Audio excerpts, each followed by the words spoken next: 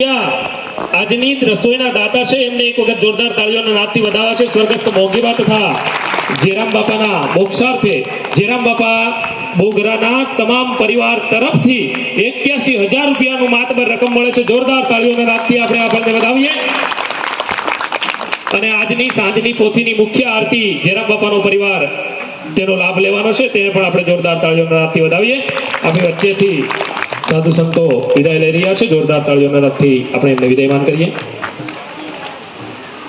આપણી વચ્ચે ઉપસ્થિત છે શૈલેષ ભગત લાડવીથી, તો એમને પણ વિનંતી કરીએ કે વક્તા મહોદય પાસેથી સન્માન સ્વીકારે. શૈલેષ ભગત.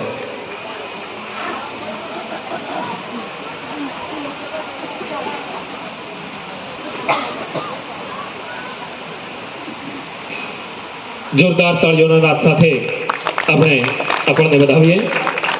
વધારે સમય ના લેતા યુવા વક્તા પરમ પૂજ્ય શાસ્ત્રી શ્રી હિતાર્થભાઈ ભટ્ટને વિનંતી કરીએ કે આગળની કથામાં આપણને રસ્તો કરે. હિતાર્થભાઈ ભટ્ટ. બોલી ભાગવત ભગવાન કી જય. થાકી ગયા છો?